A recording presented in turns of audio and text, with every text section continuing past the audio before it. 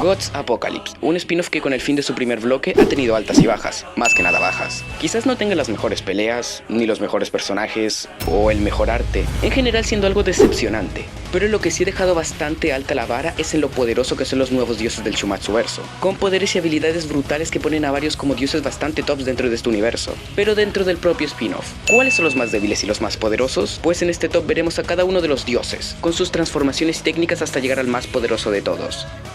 Número 13. Suke. El ave vermellón, una de las 4 bestias sagradas del panteón chino y el líder del peligroso grupo de sicarios conocido como los Zhejiang, es el personaje, o más bien la versión del personaje que abre el top como el más débil de todo el torneo, de la cual no pudimos ver mucho de él, salvo su gran inteligencia en combate, la cual se pudo evidenciar en varios momentos, como en el capítulo 5 y en el cómo este pudo dimensionar el verdadero potencial de Kuchulain y la peligrosidad que representaba Gaevol tras ver su combate y su victoria frente a Ra, y el cómo este planeaba inicialmente dejar que los Zhejiang se encarguen de Indra para ganar por descalificación, aunque bueno, esos inútiles no matan ni una mosca. Y tras la arrastrada que les pegaría Indra, veríamos en acción las verdaderas capacidades físicas de Suke, que son bastante meh. Farmea aura y todo, pero el verse superado y herido por una de las técnicas más básicas de todo el torneo lo pone en esta posición.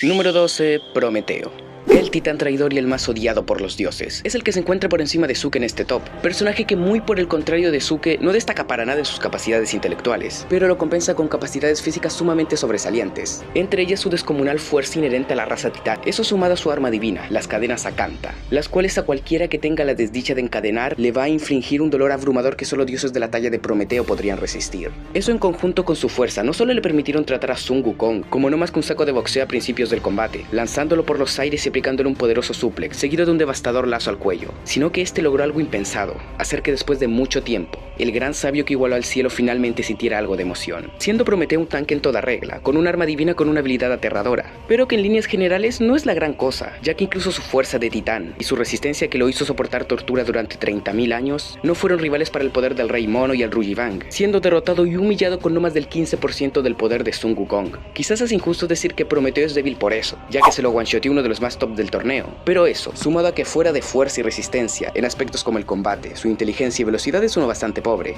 haciendo que se quede en esta posición. Número 11. Indra.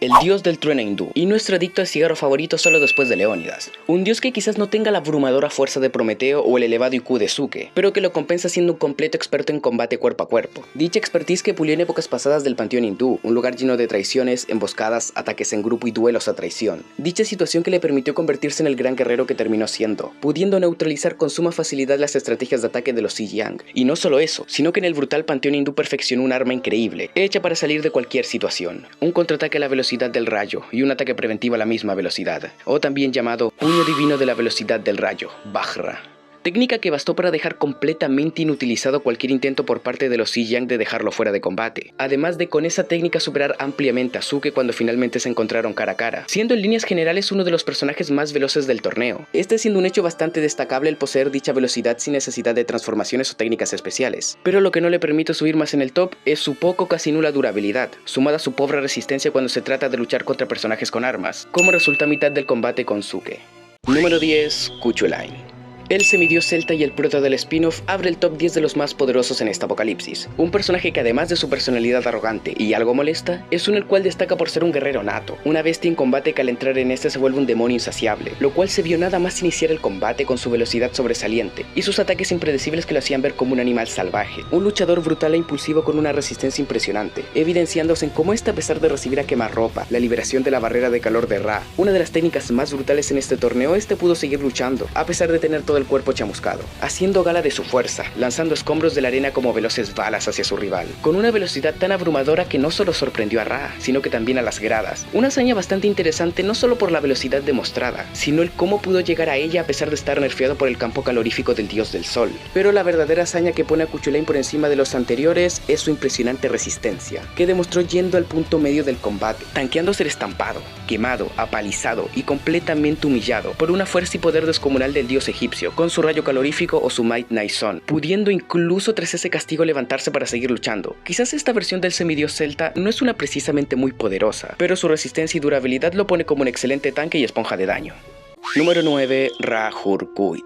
la forma base del dios supremo del antiguo Egipto, el mayor farmeador de aura en lo que lleva el manga, una faceta de este personaje que no pudimos ver desplegar muchas cosas, pero lo poco que ha mostrado le da atributos suficientes para encontrarse por encima de todos los anteriores. Primeramente ir con su agilidad, que es de los primeros aspectos destacables, ya que a pesar de tener enfrente a la versión semidios con más fuerza de Okita, este calmadamente y con los brazos cruzados ni siquiera se esforzaba al momento de esquivar los ataques del semidios, demostrando una amplia superioridad a la velocidad del guerrero celta. Y no solo eso, sino que también superándolo con demasía en fuerza, al parar en seco y solo poniendo su brazo al brutal troncazo de Kuchulain. Recordemos que con esa misma fuerza este semidios podía levantar escombros cual veloces balas, así que para poder bloquear ese ataque con tal desprecio, como mínimo el dios egipcio debe tener una fuerza igual o superior al celta. Esta también mostrándose en cómo este sin problema destrozaba los escombros arrojados por su rival, y en la patada directa al rostro que dejó medio pendejo al semidios. Pero nada de esto es lo que pone al dios egipcio por encima de todos los dioses anteriores, lo que hace que este se eleve por encima del resto es su técnica insignia. Al momento de entrar en combate, este emana una aura de calor sumamente poderosa, la cual es llamada barrera estelar ardiente, un prominente campo de calor que nada más ser liberado quema todo lo que se encuentra cerca de él, tal como le pasó al semidios, técnica que en su forma más pasiva es capaz de agotar, ralentizar y debilitar al rival que se encuentra enfrente. Pero lo más impresionante no es la técnica en sí o el daño causado, sino que el rango de la técnica, la cual abarca la totalidad de la arena de combate y el área circundante, esto viéndose en como no solo dioses de bajo rango, sino que incluso los dioses más top del panteón hindú sintieron el calor emanado por Ra, por lo que al activar esta habilidad no hay ninguna forma de escapar de ella, sin lugar a dudas una de las más rotas del torneo. Número 8. Zuke Espada Fantasmal. Como pudimos ver, la versión base del ave vermellón es inequívocamente la más débil del torneo, pero esto cambia en el momento en el que este usa su arma divina, la espada fantasmal del loto vermellón, un sinfín de cuchillas que cambian a voluntad del portador, en este caso Zuke, pero esta letal arma divina cortopunzante, que fue capaz de destrozar por completo uno de los brazos del dios hindú, además de clavarse en su espalda y cortarle el pecho en forma de letales cuchillas, no es la única razón del por qué Zuke escaló posiciones tan arriba, sino que su brutal capacidad de leer los movimientos de su rival, lo cual se estableció en su pasado, y que pudimos ver en acción en su combate, cuando en el choque que tuvo con Indra este pudo esquivar su puñetazo por los pelos y cortarle el pecho con su cuchilla fantasma, siendo tal su inteligencia y capacidad de adaptación que con tan solo ver una técnica por una sola vez este es capaz de generar un plan para poder contrarrestarla de una forma perfecta, pudiendo así incluso con solo eso hallar una forma de hacerle frente a Indra y su velocidad del rayo sumado a su puñetazo Vajra, encontrando en el micro instante en el que el dios hindú cambia de un ataque a otro una abertura para poder contrarrestar e inutilizar por completo la técnica del dios del trueno, lo cual llegó incluso a sorprender a Zeus, este dándose cuenta de que habían subestimado al sicario celestial, el cual para finales del combate daría más muestras de su increíble IQ en combate, que a pesar de no ser de los más poderosos en aspectos físicos, es lejos el personaje más inteligente de todo el torneo, pudiendo deducir en instantes cómo el ataque final que cargaba el dios hindú era una técnica incompleta que había evolucionado en ese mismo instante, él haciendo lo propio y mutando su arma divina para el choque final, naciendo el Osho-Ryudanto, la espada del dragón que corta y el fénix que se eleva, una técnica definitiva de ataque que deja de lado completamente la defensa, para priorizar la ofensiva, lo que en el choque final no le sirvió de mucho, debido a la superioridad de Indra, pero que aún así pudo demostrar el gran potencial que tenía Zuke. Número 7. Nesha. El dios sintético y el mayor rival de Sun Wukong, escala el séptimo puesto de poder del spin-off, y no es por su fuerza, inteligencia o capacidades físicas, sino por sus habilidades y ser por lejos el luchador más versátil presentado en el torneo, contando con varias habilidades que lo ponen como un personaje bastante roto, empezando por la más importante de estas, su regeneración, la cual le permitió tener una lucha encarnizada y violenta con el gran sabio Sun Wukong, combate que tras 17 días no llegaría a su fin y quedaría en empate, también estando los órganos divinos, o Genkon Genko, los cuales le permiten almacenar dentro de su cuerpo el poder de los ataques que éste reciba, para después devolverlos a su rival, tal y como se vio en su combate con Morrigan, en el momento en que con su escudo bloqueó el puñetazo de la diosa y convirtiendo la fuerza destructiva del ataque en un poderoso rayo, el cual tras usarlo por segunda vez causaría grandes destrozos por todo el coliseo, los cuales harían dudar a Ares por la seguridad de los cielos ante tal muestra de poder, además contando con más habilidades, como lo sería su propia versión de Jarvis, la cual monitorea el entorno, al rival y su nivel de peligrosidad, así como su patrón de ataque y el estado de Nesha, junto con las ruedas del cielo y la espada brillante cazademonios, con la cual gracias a su velocidad y agilidad pudo rápidamente sacar ventaja contra Morrigan, cortándola en decenas de ocasiones sin darle respiro alguno. Una versatilidad y despliegue de habilidades increíble, de que no ser por el hecho de que su habilidad de absorber poder y devolverlo es una emulación de la de Wukong pero con una capacidad menor, además de que su resistencia y durabilidad son nulas y es carreado enteramente por su regeneración, no le permite subir más alto en este top. Número 6. Indra Tirtilla Katha.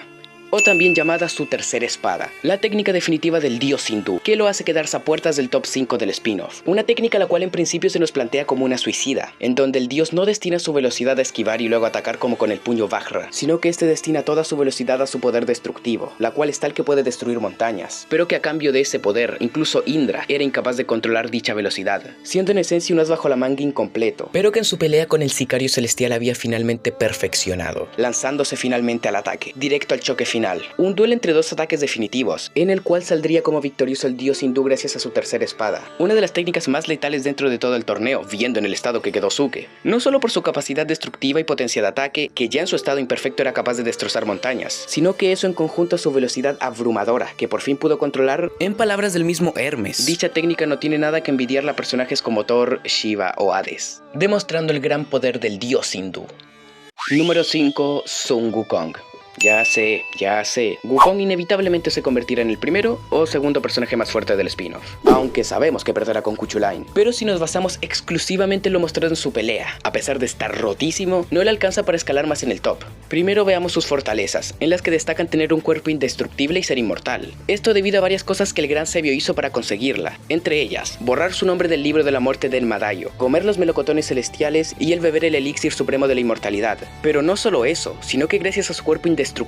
Wukong almacena todo el daño que ha recibido a lo largo de toda su vida, dentro de su cuerpo a la espera de ser liberado. ¿Pero de qué manera? Pues gracias al legendario bastón de Sun Wukong, el Rujibang, un bastón que puede cambiar de tamaño a voluntad con un peso de 8 toneladas, el cual gracias a la técnica Shifan Weili, funciona de catalizador del poder interno de Wukong, para liberarlo al exterior a sus rivales sin el porcentaje que Wukong desee, siendo tan poderoso que con tan solo el 15% de no solo ganó con facilidad a Prometeo, sino que dejó un gran cráter en la pared de la arena y destruyó su arma divina. Eso sumado a que esta arma ignora el concepto de distancia, pone a Wukong no solo como un dios bastante top, sino que definitivamente es el dios con más potencial no solo del torneo, sino que de Shumatsu en general. Pero ¿por qué apenas inaugura el quinto puesto? Y es por dos cosas. Primero, aunque lo exhibido por el rey mono demuestre su aterrador poder, sus hazañas quedan a deber comparada con las vistas más arriba. Y segundo, que hemos visto muy poco despliegue de sus capacidades físicas, como para asegurar que es más poderoso, ya que fuera de su durabilidad, resistencia y rango de ataque, no tenemos nada más a fondo. No conocemos su fuerza. La de levantar el Rujibang no la cuento tanto, ya que no es lo mismo fuerza de levantamiento a fuerza de golpeo. No tenemos nada de su velocidad, de su inteligencia, de su forma o estilo de combate. No hemos visto en totalidad sus habilidades frente a un rival que verdaderamente le dé problemas. Por eso Sun Wukong se queda en este puesto, aunque el hecho de que su 15% lo deje tan alto habla muy bien de él. Número 4. Nesha Ashura. La forma final del dios sintético, una forma que el mismísimo Sun Wukong desconocía por completo, a la cual el cazador de exteriores pudo acceder al momento en el que recibió el puñetazo de Morrigan, el cual sobrepasó su capacidad de almacenar daño, lo cual hizo que quedara como llenos. Aunque el mero hecho de sobrevivir a un puñetazo, con una potencia tal que se sintió como un terremoto hasta fuera de la arena, es bastante impresionante, aunque más que nada por la regeneración de Nesha. Pero volviendo a su forma Ashura, la cual pudo mantener a costa de su propia vida usando su regeneración, manteniendo de forma forzada dentro de su cuerpo todo el poder destructivo de la diosa guerrera y usarlo en combate, viéndose igualado en fuerza pero a costa de rápidamente llegar al límite y colapsar y quedar hecho un torso por segunda vez, pero que por necesidades de la trama volvería a regenerarse para activar su brazo paja y hacer un choque de puños final donde definitivamente perdería. Dicho choque que hizo estragos en la arena y que incluso se llevó el brazo derecho de la diosa, un dios demasiado roto, pero que su poca y casi nula durabilidad, sumada que de 2 golpes se lo sentaron, y aunque hayan sido golpes de la potencia de Morrigan, aún así no le alcanza para llegar al podio a nuestro sim de Sun Wukong. Ya estamos a punto de ver el podio y los 3 más poderosos de todo el primer bloque del torneo, el cual será inaugurado por... Número 3. Morrigan. La diosa celta de la guerra y la diosa más fuerte de todas. Un apodo que no es en vano y que se tiene completamente ganado. Es quien abre el podio de poder del torneo. Un personaje que no destaca por sus habilidades, sus poderes o su estilo de combate, sino que en palabras del mismo manga, solo es muy fuerte y resistente. Está siendo con diferencia el personaje con más fuerza física de todo el torneo, la cual en sus puñetazos más básicos y estándar era capaz de destrozar grandes áreas del coliseo sin esfuerzo en sus choques con Nesha. Destrucción que se vio completamente aumentada en el momento en que esta dio un puñetazo directo al dios chino, cuya potencia causó tal impacto que además de dejar inutilizada la arena, generó un temblor que se sintió como un terremoto incluso fuera del coliseo. Pero su mayor hazaña de fuerza llega al momento del choque final con Nesha, donde el poder emanado de esta resolución final no solo iluminó todo el coliseo, sino que su onda expansiva destruyó lo poco que quedaba del ya maltratado escenario, demostrando que no solo es la diosa, sino que el personaje más fuerte de todo el torneo hasta el momento. Ahora yendo con otro aspecto en que sin dudas algunas es top, su resistencia. Primeramente, el poderse tanquear las decenas de cortes con la espada cazademonios de Nesha, para después sin esfuerzo alguno destrozarlo hasta volverlo un torso. Una hazaña buena, pero no tan impresionante, ya que hay varios personajes en Shumatsu que pueden seguir luchando a pesar de recibir varios cortes por su cuerpo, sino que su hazaña más potente es el tanquearse, en primer lugar, ser atravesada en el pecho por la espada de Nesha, y hacer lo mismo con el sinfín de puñetazos de Nesha en su forma Shura. Podrá no parecer mucho, pero si vamos al manga, en la forma Shura se dice cómo Nesha está usando el poder que absorbió del golpe de Morrigan, mientras este se desmorona, por lo que los ataques de Nesha en esa forma eran equivalentes al poder que Morrigan había liberado en su primer ataque, por lo que ésta se estaba tanqueando decenas de puñetazos con la potencia suficiente como para sentirse incluso fuera del coliseo, siendo lo más impresionante que estos puñetazos no le estaban ni siquiera orillando a su límite, muy a diferencia de Nesha, sino que estos puñetazos para ella no eran más que un ritual de calentamiento preparándose por el choque final, en el cual demostraría toda su potencia destructiva, con su puñetazo final en donde terminaría perdiendo un brazo. Una diosa con un poder en bruto aterrador que la hace merecedora del tercer lugar en God's Apocalypse. Número 2. Rahorakti. Cuando el dios Rahurkuit y la armadura Horus se fusionan con un brillo cegador, nace la forma del dios del sol y de la luz, el dios Rahorakti, el cual se alza como el segundo más poderoso. En esta forma viendo potenciado su control y capacidad de sus poderes solares al máximo, para sacarle provecho en batalla, forma en la cual estuvo a punto de extinguir a la humanidad, deteniéndose solo por capricho, siendo Ra en esta forma una combinación casi perfecta de fuerza, velocidad y técnica, siendo tal la diferencia de poder a su estado base, que solo su primer puñetazo no solo era lo suficientemente potente como para enviar a Ku de un extremo de la arena contra la pared de esta estampándolo, sino que su velocidad era tal que a este punto los dioses normales no podían seguirle el ritmo, haciendo uso de sus poderes solares, condensando ese poder en devastadores rayos caloríficos que incineraban el cuerpo de su rival, teniendo capacidad de ataque tanto delante como por detrás, siendo este casi instantáneo, sumada a una de las habilidades más rotas, la cual es la posibilidad de dar ataques aéreos, con un puñetazo en el estómago elevando al semidios y aplicándole el Might Naison, un brutal castigo en donde lo hizo rebotar por los aires a base de destructores puñetazos, que iba marginando su maltratado cuerpo, finalmente estampándolo contra el piso, ganándose las alabanzas de todos, incluso Zeus, demostrando el poder de un auténtico dios. Pero todos sabemos cómo terminó eso. Y a pesar de perder, incluso en su derrota dejó hazañas bastante tops, entre las que destacan el esquivar el primer lanzamiento de la Gae Volg del semidios celta, la cual solo pudo ser presenciada por los más poderosos, y en palabras del mismo Hermes, apenas pudo llegar a ver. Recordemos que es el mismo Hermes que podía ver perfectamente a Zeus en su forma musculosa, que incluso ahí era absurdamente veloz, así que no es poca cosa el esquivar aunque fuera en primera instancia un ataque como Gae Volg. Y también lo que lo pone tan arriba es el hecho de sobrevivir a dicho ataque, quizás no en las mejores condiciones, pero quedar con signos vitales tras un empalamiento de ese nivel es algo impresionante tanto en el Apocalipsis como en el Ragnarok. Sin dudas el dios del sol egipcio es un digno segundo lugar del torneo, solo después de... Número 1. Cuchulain Riastrad.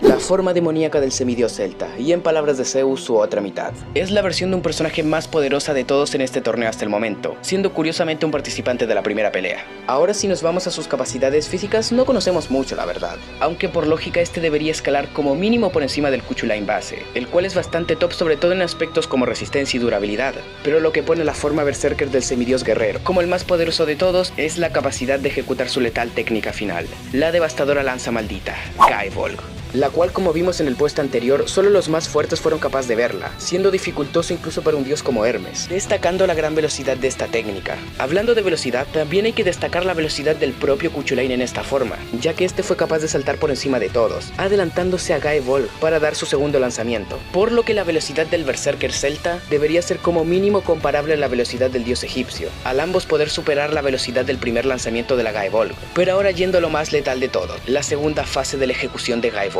donde al adherir su tronco al pie e hinchar el tronco para finalmente hacerlo explotar y liberar un sinfín de pinchos hacia su rival, una lluvia de perdigones inesquivables, que es una sentencia de muerte para el que lo reciba, siendo en líneas generales de los ataques con más potencia de ataque y letalidad del verso de Shumatsu, una lanza la cual su peligrosidad no reside necesariamente en su velocidad o su poder destructivo, sino el dividirse en miles de fragmentos que la hacen imposible de esquivar, bloquear o desviar, una trampa perfecta que hasta el momento no se ha presentado contra alguno, y seguramente en el corto plazo no se vaya a presentar uno, además de que la ejecución de esta no genera absolutamente ninguna consecuencia negativa en el cuerpo del semidios, a diferencia de otros dioses como lo serían Hades con Desmos o Susano con la Moushuken. Un arma infalible sin consecuencias o forma de contrarrestar, una resistencia que supera toda lógica y una velocidad letal y abrumadora, demostrando que nada te hace más poderoso que ser el prota.